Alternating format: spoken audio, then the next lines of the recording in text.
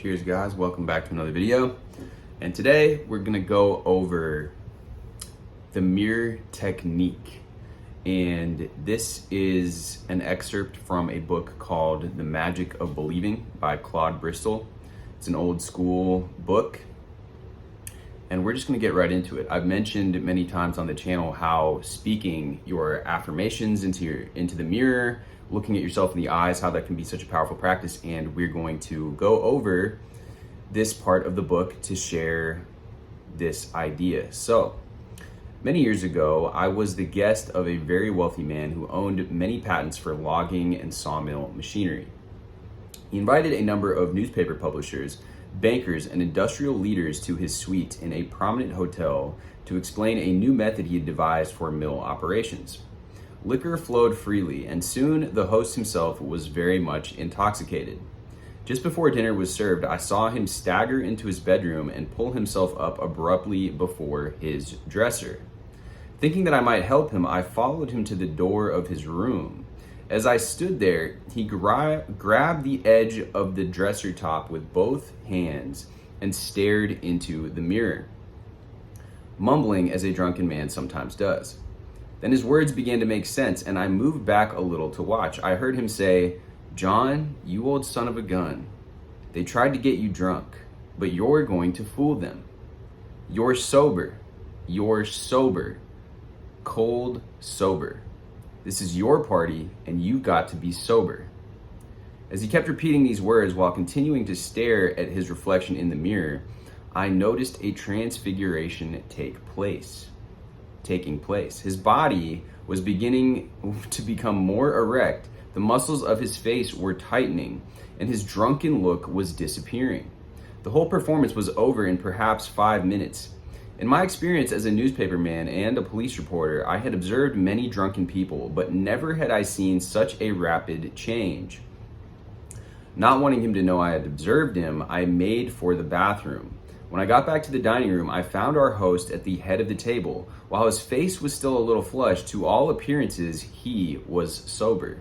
At the end of the dinner, he presented a very dramatic and convincing picture of his new plans. Not until long afterward, when I got a better understanding of the power of the subconscious mind, did I understand the science involved in transforming that obviously drunken man into a cold, sober host. I have given the mirror technique to thousands of people with some very unusual results. Over the years, a large number of people came to me for help with their problems. A surprising number were women, and practically all of them started their stories with weeping spells. The first thing I did was to stand them before a full-length mirror and have them take a good look at themselves. I made them look into their eyes and tell me what they saw there. Crybabies or fighters. Their crying soon ceased, and those cases convinced me that a woman cannot weep while looking at herself in a mirror. Whether pride, shame, or repudiating the idea that they are weaklings stops them short, the fact remains that the tears stop flowing. Many great orators, preachers, actors, and statesmen have used the mirror technique. According to Drew Pearson, Winston Churchill never made a speech of importance unless he made it before a mirror first. Pearson also declared that Woodrow Wilson employed the same technique. It's what I call a supercharging method of stepping up the speaker's subconscious forces so that when he or she appears before an audience, those forces flow out also and affect the listener. By using the mirror and rehearsing the speech as you are going to deliver it, you are creating a picture of yourself, your words, the sound of your voice, and your sight of the audience, to which the immediate future is to bring reality. By looking into the mirror, you increase the mental vibrations by which the force and meaning of your words will quickly penetrate to your audience's subconscious minds. The mirror technique gives a possible clue to the power of personal magnetism of certain evangelists.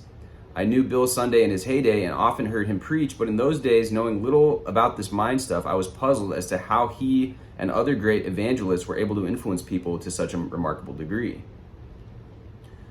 However, we now have proof that Billy Sunday was versed in the use of the mirror technique.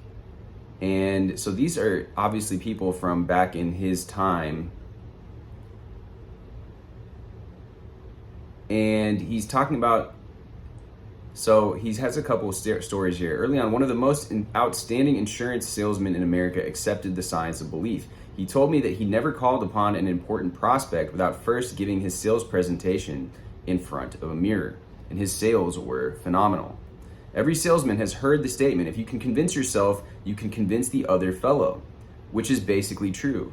Every great mass movement in history, from religious to military, has come about through an individual whose flaming belief in their own cause gave them the power to convert thousands of others. A person need not study psychology to know that enthusiasm is contagious and that someone bursting with it can readily transmit it to others. The mirror technique is a simple and effective method by which you can strengthen your belief in your own sales ability and thus intensify the power of your enthusiasm. Whether we know it or not, we're all engaged in selling something, even if not our wares, then our personality, services, or ideas. As a matter of fact, all human relationships are based upon the selling of one kind or another, and we all engage in it whenever we try to persuade others to our way of thinking. Legally, a contract or agreement is based on a meeting of the minds, and unless you can get the other person to think your way, you do not get very far. But once the minds meet on the major issues, the rest is easy, and the name on the dotted line is but a matter of a few more moments. When considered in the light of the science given in this book, the mirror technique becomes a master method by which the subconscious mind's mighty forces can be employed to influence those you're dealing with. So he's going on talking about the Depression days. He was working with sales organizations, and he had mirrors fastened inside the back doors of their trucks.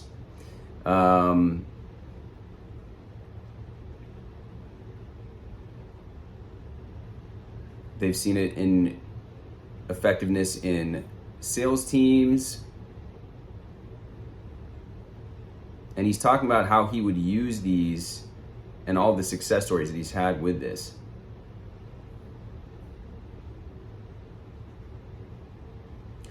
In one example here, he says, subsequently, I placed mirrors alongside calendar frames on the desks of all salesmen and executives.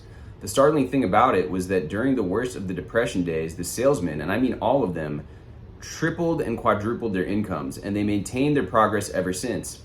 A number of men whose monthly income probably never exceeded $300 in the best of time now average better than $1,000 in a month.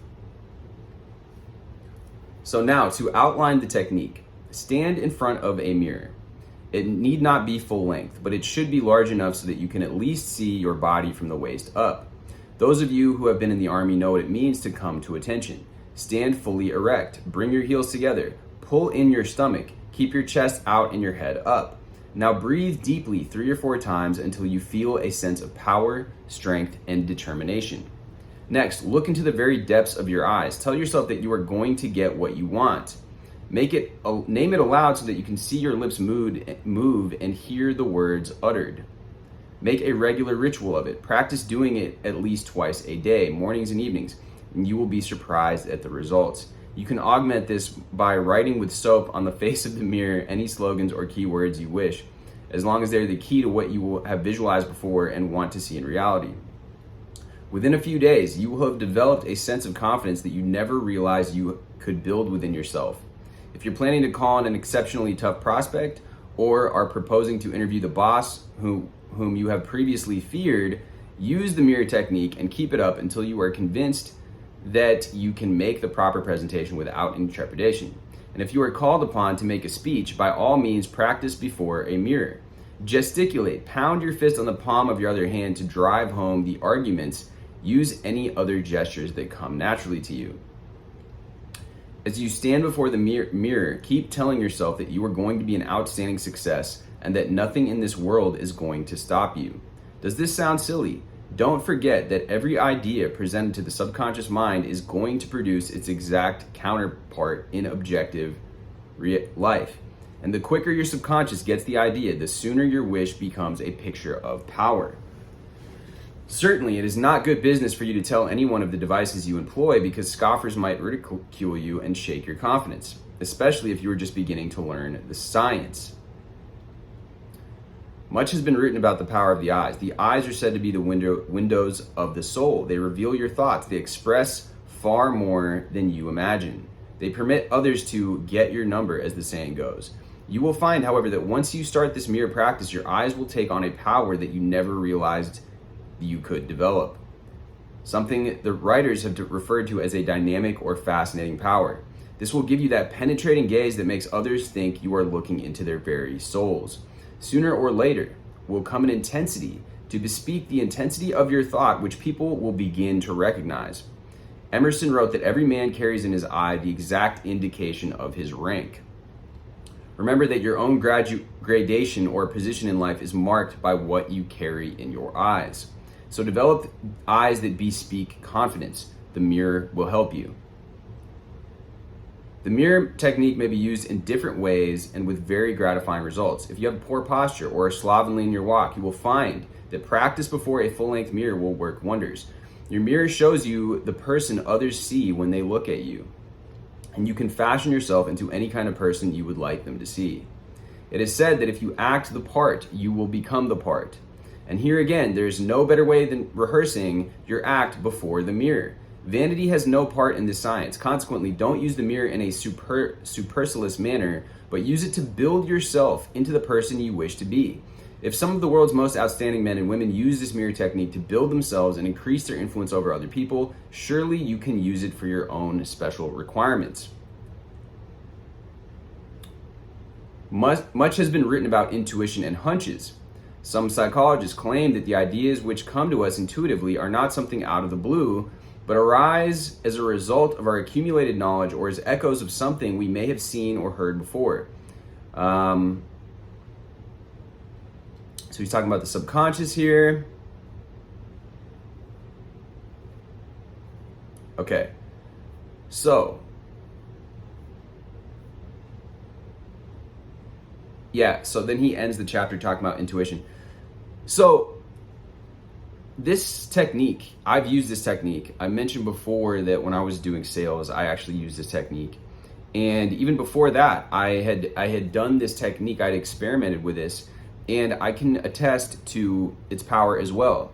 When you do this on an ongoing basis, what he's talking about with the eyes, the eyes, they say, are the windows into the soul. And I've talked about the meditation practice as well. There's a meditation practice where you can gaze into your eyes.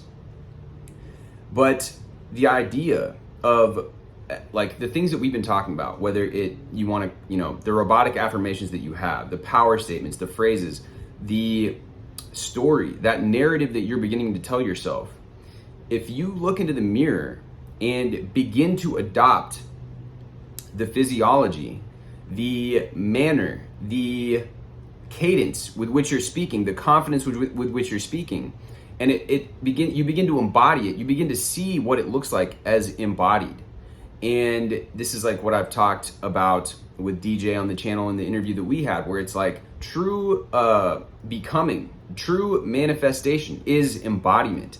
And being able to practice it in the mirror now, like he says, you're able to see exactly the way that you are appearing. And this is also goes hand in hand with the ideas of, in the pure technique, or the ideas in NLP of modeling, right? Because you want to be able to see what this looks like. So again, if you were practicing becoming better at speaking, better at communicating, you want to, let's say, get rid of the ums and ahs and phrases and likes and all those phrases, right? Those filler words. Maybe you want to be more effective in your communication. You want to be better at speaking, whether publicly, whether person to person, whether in a context of just regular social interaction, or it could be in the context of sales. It doesn't matter, because as he said, all human interaction is largely can be looked at through this lens of salesmanship. You are, even if you are not selling a product or service, you are selling your ideas. You are selling somebody on adopting, or at least seeing where you're coming from, right? If somebody is unable to see where you are coming from, it's going to be, or why it is that you think the way that you do, it's going to be hard to develop any sort of relationship, whether it be friendship, romantic, or any other kind of relationship. So this practice of doing this in the mirror, beginning to speak, and the affirmations themselves are great to speak in the mirror.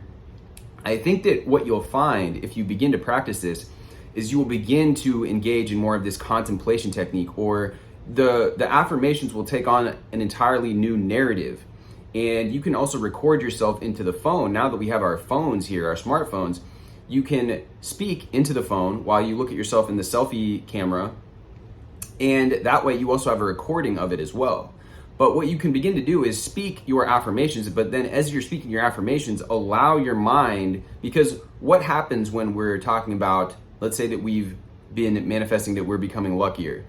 Well, along with becoming luckier comes all these other different things. If you notice, whenever you allow yourself to rampage, whenever you allow your mind to dwell on that thought or on these ideas that you are putting out there, you're like, oh yeah, you know, I am becoming luckier and luckier. There's more and more things just happening to go into my favor. And as you say that, you'll notice that when you look into your eyes and you tell yourself this, well, now that's bringing you other ideas. So it's like, what comes along with luck? Well, a lot of things come along with luck, but some ideas that might just be that, well, now I happen to actually get around I happen to be at the right place at the right time. Things begin to work out effortlessly for me. I'm attracting more and more goodwill. For the people around me are responding positively. People just happen to love me and my energy, right? There's that everybody loves me is showing up, right? The ideas I mentioned in a previous video, like the top 10 robotic affirmations you can give yourself. When I spoke about that, you'll notice that a lot of them are kind of like overlapping concepts, that you are just winning. I'm just a winner, right? Everything just always flows my way. I'm always landing on my 2 feet. I'm always coming out on top. Success just comes to me effortlessly. No matter what I do, I'm always successful at everything that I do. And you see how all these ideas kind of overlap and tie into the idea of being lucky. Somebody that's lucky is going to see success in various areas of their life. Somebody that's lucky is going to see that people are showering or showing positivity towards them, right? You're going to be running into fortuitous circumstances regardless of whether it happens to be socially or financially or in a health type of, sphere. So very, very cool technique. I've talked about this technique before. I just wanted to share out of his book, The Magic of Believing, Claude Bristol's book, because it's an old school book. And although it is an old school book, it just shows how much this really stands the test of time and that we can adopt new ways of doing this. Now, like I said, we can use our camera or whatever it is. We can use it in a way that now we can use it, like adopt it in the way that we want to use it, right? So with that being said, guys, much love. Let me know what you guys thought about this video and any other videos. I'm going to actually I have some more cool videos coming up. So with that being said, drop this with a like, hit me with a subscribe, and I will see you guys in the next video.